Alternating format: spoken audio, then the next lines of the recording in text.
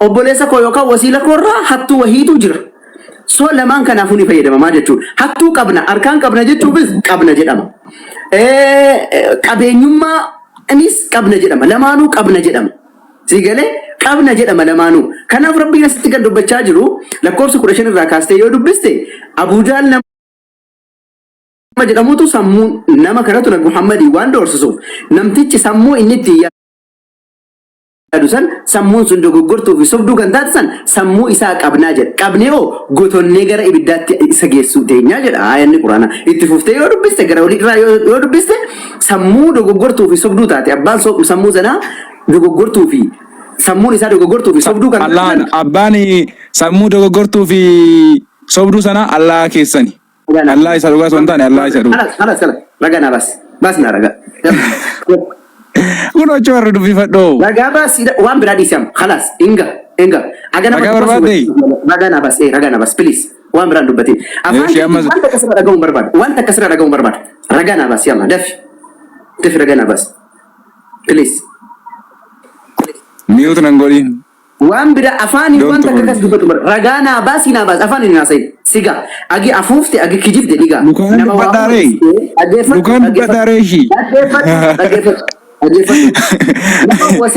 Wasaka ta'uu keessin beekna. Wasaka akka kanaa camlaaqa qoshaasha ta'uu keessin beekna. Ragaa baasam. Maalidha? Allah keessan hin camlaaqa jedhe kasammuu sobduu fi xibaartuun qaba. Ragaa baas. Waan biraa dhiis. Ragaa as naa baas siin jedhe ragaa naa baas. Please. Arraba dhiis waan hin taane dhiis. Ragaa naa baas naa baas. Allah keessan arrabse ammal si godhe anatu jedhe isatu jedhe. Ragaa baas waan biraa dhiis. Inaasayin afaanin yeroo dheeraa haasofte waan taate ragaa naa baas. Please. Ragaa naa baas. Waan Muhammad dubbatterra ragaa naa baas. Yalla dafi. Please dafi. Yookaan ammoo kijibduu akka taate gaafa si beeknaa jechuudha. Yoo ragaa baasuu hin dandeenye akka ati kijibduu taate si beeknaa jechuudha. Yalla dafi. Ragaa nu baas. Yalla. Ragaa baas hin baasu taanaan kijibduu akka taate gaafa si beeka. Ragaa qofa nu baas. Please. Namni kun kiristaana ijoo ilaala. Kiristiyaan neenyi jedha. Maqaan isaa kiristiyaan neenyi kiristaana kijibanni kijibu ragaa. Baasi ragaa yaadu dafi. Kunoo si barreesseera. Ragaa baasi siin jedhe barreeffama kee takka hin barbaadu. Ragaa takka qofa naa baasi. Ragaa dafi. Barreeffama kee tokko hin barbaadu. Dubbatu naan jette hin barreessitu naan jette akkamitti dhiyeessaree? Ragaa naa baasi. Please. Ragaa naa baasi. Fact naa baasi. Dalla. Ani maal godhe koyi Quraana keessa barbaade gurgura qabu. Waan dubbatteef ragaa naa baasi siin jedhe. Ragaa naa baasi please. Kunoo sammuu xibaartuu fi sobduu akka qabu Allah keessantu Quraana keessatti dubbate Quraana keessa awwaggazii barbaadu. Ani maal rakkadhe? Baasi ragaa baasi. Please ragaa baasi.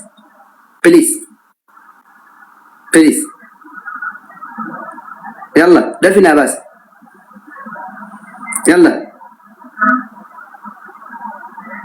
Dafi gaa.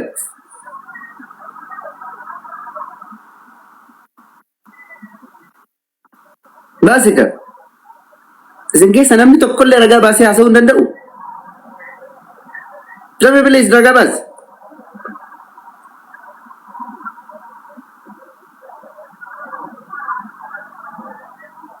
Dafiika akka ati salphoo fi kijibduu taate namatti agarsiisu malee sin baasu.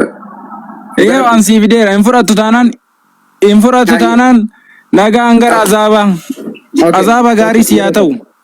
Yeroo takka amma yeroo takka. Anatu si baasa. Ish. Okay. Ish.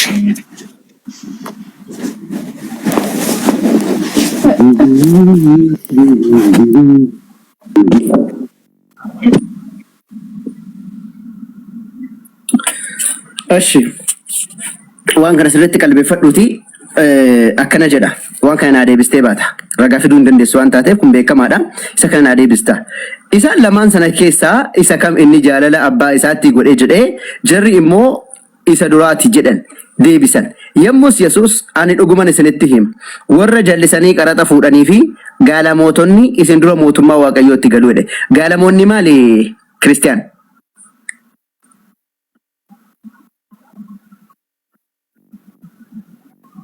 Maayikii bana dhudhe. Warra sagaagalanii. Warra sagagalan. Thank you. Warra sagagalan. Kanaafuu warri sagagalan isin dura mootummaa Waaqayyootti galuumi? Hin galan. Isin dura galuu jedha kun ola. kuno isin dura mootummaa waaqayyootti galuu jedhe Yesuus. Asitti sababni inni jedheeni fi asitti sababni inni jedheeni fi Yesuus Kiristoos warra qara sababan jedhu warri gaala mootonni isin dura mootummaa waaqayyo sagaagaltoonni jechuun warri qaama isaanii karaa haraamaatti gurguratan yookaan ammoo abbaa warraa yookaan haadha warraa ofiitiin alatti warri sagaagalanu warri sun isin dura mootummaa waaqayyootti galuu jedhe. Kanaafuu isin dura mootummaa waaqayyootti galuumi warri sun warri sagaagalan. warra fariisotaatiin. Okay, maaliifuu mootummaa waaqayyootti hin galuumi sagaagaltoonni yookaan warri sagaagalan mootummaa waaqayyootti hin galuumi. Warri fariisotaa seera qabu malee seera saniin hin jiraatan. Rakkoon qabu. Kanaafuu isin biratti mootummaa waaqayyoo itti galtan sana sagaagaltoonni illee hin galuumi. Yesuusitti erga amananii namni tokko qulqullina yoo hojjetin hin galu. Kana kan jedheef inni warroota fariisota saniif. Okay, Yesuus ammoo mootummaa waaqayyootti warri sagaagaltoonni isin dura galuu jedhe. Ni galu moo hin galan sagaagaltoonni mootummaa waaqayyootti? Hin galan. Hin galan Yesuusin sobee asitti? Hin sobne. Hin sobne taanaan kanaafuu mootummaa waaqayyootti sagaagaltoonni ni galu kaa. Barne asitti tokkoffaa kan dubbate fakkeenyani. Fakkeenya wanni jedhamu hin jiru warri sagaagaltoonni isin dura mootummaa waaqayyootti galuu jedhe. Kanaafuu si durayyuu suma kana durayyuu kan mootummaa waaqayyootti galu sagaagaltoota jechuudha. Dabalataan ammoo mootummaa waaqayyootti galu deemtu yookaan jenna. Nuyi moo isin sagaagaltoonni keessa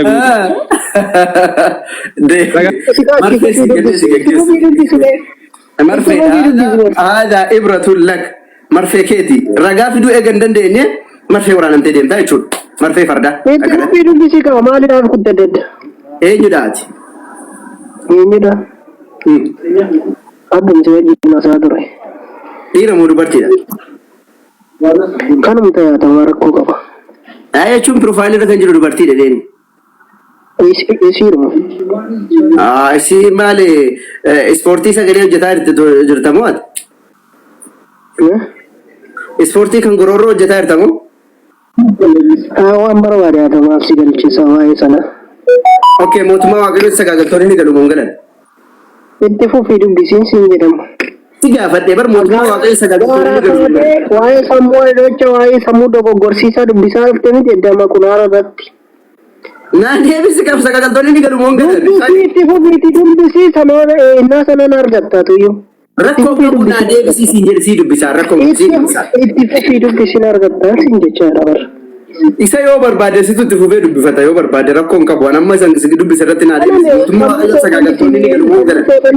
Kana baattanii deemtanii mee uummata dogoggorsiisaa. Naa deebisi please naa deebisi mootummaa waaqayyootti sagaagaltoonni ni galu moo hin galan? Gosa jireenya qabdu otoo aduun jiru otoo guyyaan jiru kottamee gara jireenyatti himmettanii ni yina uummata sirraa jireenya sagaagaltoonni keessa galan moo? Isiniin jechaadha bar matuma keessani bar. Kan daa'ima waggaa yeroo waan deebisuu dandeessu maaliif akkatti muddatta?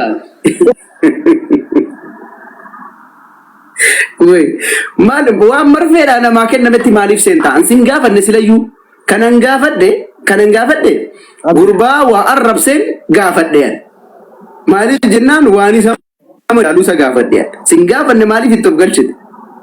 Waan ta'u itti of goota. Dubartiin dhiira ta'uun keeyyuu addaan hin beekamne. Ayyee dabala.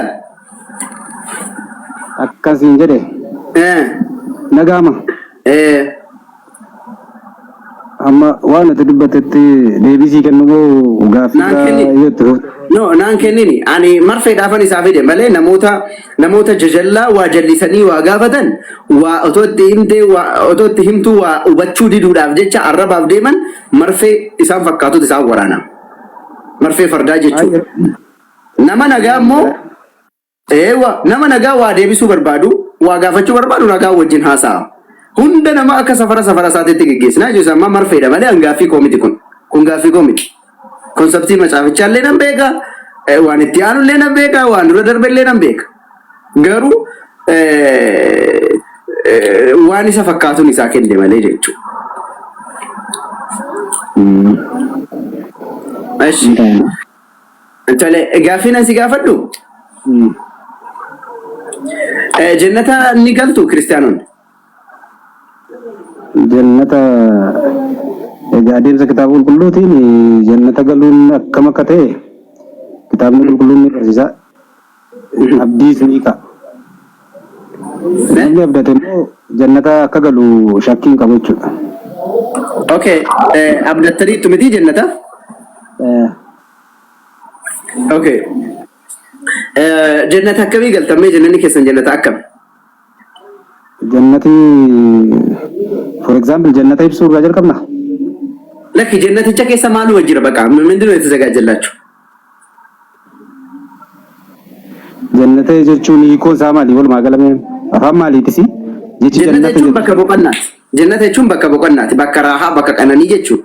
Bakka qulqulluu. Jannata jechuun egaa erga akkas ta'e waan nama boqochiisu jechuudha. Jannata keessa gaafa jiraachuu jannata keessa kan jiru jireenya addunyaa kanaa miti. Namni gaafa jannata seenu jedha ni jijjiirama akka ergamoota waaqayyoo ta'a jedha. Yookiin immoo bifa foonii kanarraati ni jijjiirama jedha. Nuti ragaan yoo ragaan kitaaba qulqulluu ta'uu baate jecha namaa miti kan dubbattu. Barreeffamoota qulqullaa'oo sababa godhattee dubbatta ragaa godhattee jechuudha. Innis immoo iddoo aara galfiitii jedha.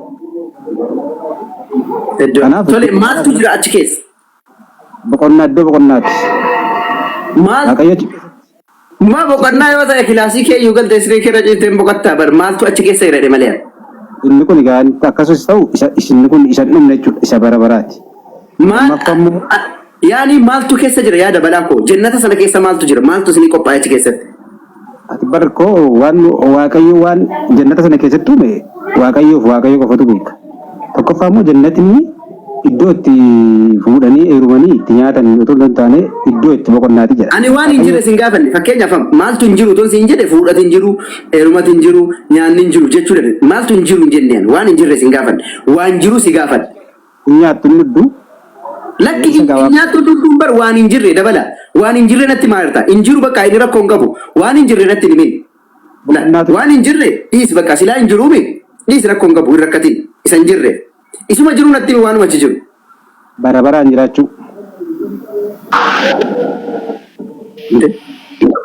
Waaqayyoon waaqessoo achi keessatti jechuudha. Isa faarsuu kanatu jira achi keessa. Gammachuudhaan jiraatta jechuudha. Maali kun koo ati hojiinatti maalidha waan hojjettani kun bar waan hojjettani waan argattan si gaafadhe waan isin argattan maal argattu jannata keessatti? Jannata keessatti wantoota argattu tokkoffaa boqonnaa argatta lammaffaa immoo bara baraan jiraachuu argatta jechuudha. Boqonnaa ammayyuu laa kunoo wallahi boqonnaa qaban hirkadhee yoo barbaade kunoo kaddi yoo barbaade bitaan mirgatti hirkadhee sittaasa ansadii miti. Boqonnichi gaa'ii boqonnaa isa biyyi lafaa laattu yookiin isa biyyi lafaa qabdu kana miti. Walumaa galatti waan takka hin qabne jechuudha jannata keessa wanti tokko hin jiru miti. Dhaggeeffadhu gaa jannata keessa kan jiru ergamoonni waaqayyoodha mootummaa waaqayyootti wanti isaan hojjetan galata dhiyeessuudha. Kun akka kennaa tokkooti. Waaqayyoof galata dhiyeessuun namni ni jijjiirama. Hafuura waaqayyootiin jiraata. Inni kan biraan immoo bara baraan ni jiraata. Waaqayyoon ilmaan waaqayyoo ta'e jechuudha. Badiisa bara baraa sanarraa oole. Ati kanaa olitti wanta itti barbaaddu maali? Moo nyaatanii dhuguu moo sirbuu moo fuudhanii heerumuu fa'aa barbaaddu keessatti isa argachuudha. Kan akkasii yoo ta'e ilmaan jiru jannata keessa jannata keessa. Bara aga ammaa wanta kanatti himne waan jannata keessa jiru aga ammaa tokkollee natti himne bara. Ahaa dhagaa bobbocamaa mana babbareedaa jira siin jechuu barbaadde? Gamoo babbareedaa akkasitti barbaadde moo namni ibsuu danda'u jiraate nuufaa ibsume jannata keessa. Waanuma jannatuma waan jedhamuuf jannatin jedhamu akka tamma himaa jirtu kana yoo ta'e dhugaa dubbachuuf mana hidhaa dhagaa jirtu malee jannataa miti. Sababiin isaa mana hidhaa keessatti namni waaqayyoo ni faarsa. Ergamoonni keessatti namni waaqayyoo ni faarsa. Laal waaqayyoo ni faarsa jannata keessatti mana hidhaa keessatti namni wanta takka illee argaa boqonnaa illee argata mana hidhaa keessatti. So kana tamma natti maa turte dhugaa dubbachuuf mana hidhaati. Fakkeenyaaf keessaafuu mana hidhaalee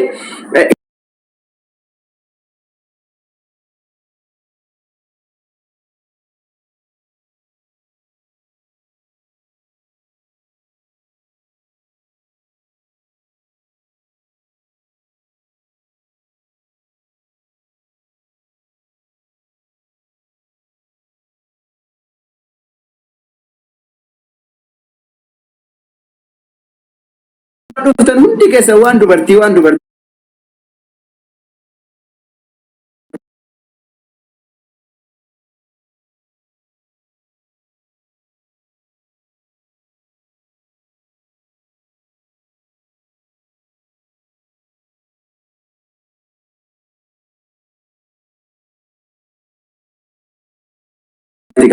Bakka bira akkamitti dubartii si wajjin jirti garuu mana hidhaa qofa si wajjin hin seentu. Kanaafuu kun mana hidhaati bakki dubartiin hin jirre illee. Ishtamee naa ibsuu dandeessaa mee jennata.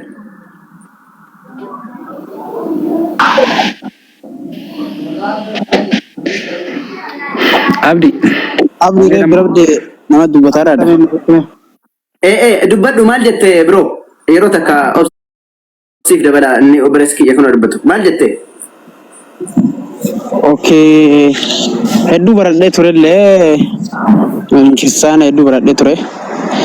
Amma jechuun waa hundaayyuu gara amantaa keenyas amantaa musliimaasis baradhee adda baafadhee ture.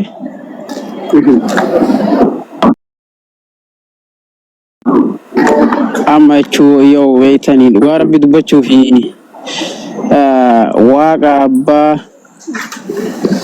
waaqa fuura qulqulluu waaqa ilmaa fayyadamu kun bakka beektanii addana bahuu dhabeera dhugaa rabbi dubbachuu fi bakka yoo nu gaafatanii abumaazii fa ustaada abumaazii biratti illee gaafannee kiristaanni illee gaafatanii dhugaa rabbi akka waan nama finna haati irraa yatamtee abbaa olii wallaaltee ho'i taane dhugaa rabbi haadhaaf abbaan qabne ho'i taane bootaa qaban nu dhabneerra.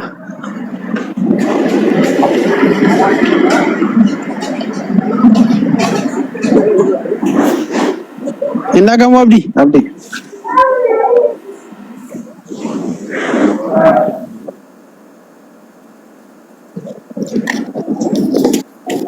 Kabe jira ya. Oi.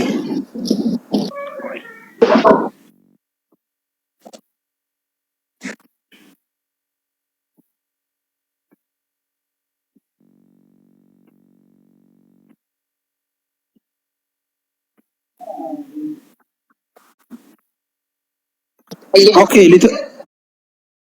Nasra sagalee kon jira. Aywa amma ni jirtu.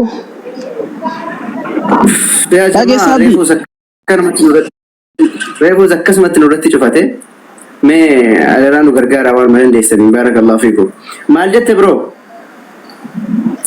dhageessu litoorkii hankeetu sirrii miti na fakkaate mee koppiliingi dalagaa fi duuba deebi'ee dhufe yoomaayyuu dhagaan turre duuba na deebisee dhufe maal jette mee? Amma dhagama waa jireenya bara baraa dhagoo barbaadde Biti Abdi siin ibsa jireenya bara baraa maal akka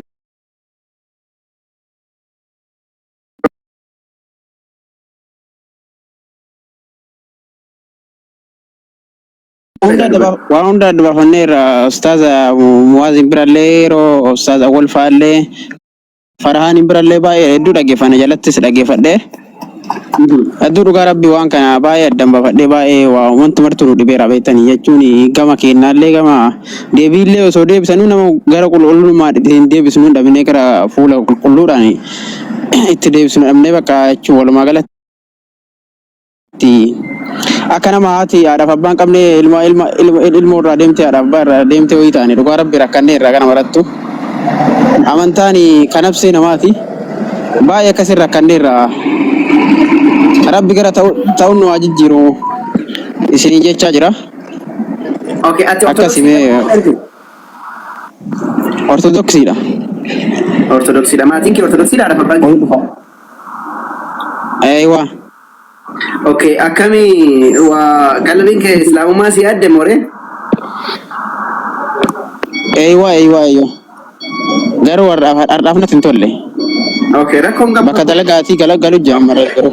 Rakkoon qabu garuu islaamummaan amantaa dhugaa ta'uu si galeera? Naaf galeera wallaahi naaf galeera dhugaa. Rabbiin tokkicha Nabi Muhammad ergamaa isaa ta'uu si galeera? Naagaleera dhugaa rabbi hedduu baradhee jala kanatti taa'ee dhaggeeffachuu jira. Duruu wallaahi jecha. Ijoollee adaban dhabinaa min ayna tadabbiisnaa. Maal akka tadaba dhabuun maal akka datti qillummaan ijoo. Mana keenya dhuftanii kabajaadhaan isin wajjin haasa'uudhaaf deemna nama gidduu maaliif seentanii haasoftan? Isin guddifne maatiin adaban maal taatan sana nama guddaa miti isin. Yeroo namni tokko wajjin haasa'u hin dubbatamu seera adaba aadaa Oromoo keessallee hin jiru kun maal taatan?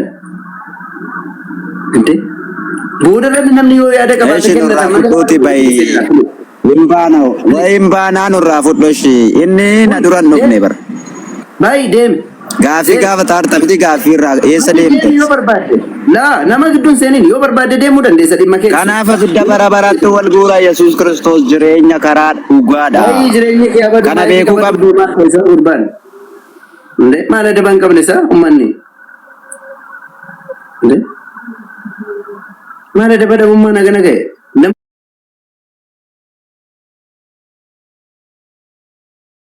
Nama tokko wajjin yeroo namni haasa'u akkamitti maayikii bal'atta namni gurguddaan kun? Itti muudii qabattati wallaayee chaara miti inni kan keessa ture namni kun. Waan barbaadee jedhu callisi gurbaanaana. Callisi. Ilaabdi waan amma inni jedhee fi jecha ijoollee musliimaa yeroo nu ol seenanii waan akkanaati deebisina takka akkasitti deebisina ati rakkoon qabdis maqaan kee eenyudha? Dabala okay Yesuus Kiristoos garbicha Rabbii fi ergamaa Rabbii malee waaqa kan taane si galeera? naaf galeera Ayyaate koo garaan isaanii haa qabbanaa Yesuus waaqan taane ta'us gonkumaa dhime itti haa tolu. Yesuus waaqan taane ta'u gonkuma. Allahu akbar akkan kan bakka agasuma tanuma isaan gubaara. Bakka yeroo siimii jaayatti dhufte shara qabachuu ni dandeessa mara ko tokko hin qabu asitti haa tolu inshallah biidillah yeroo siimii jaayatti illee fooloo si deebiseetiin jira yeroo siimii jaayatti shara qabachuu dandeessa garuu baay'ee intanaan ta'ini ofirraan turini egaa kana dhugaa hubatte akka eega argite guyyaan hin beekamu duutillee guyyaa himattee nuftu daddafiiti rabbii kee tokkichatti harka kennadhu Yesuus Kiristoosiin uume Yesuus Kiristoosiin erge rabbii tokkicha sanitti daddafi harka kennadhu. Waa hin alaafiso.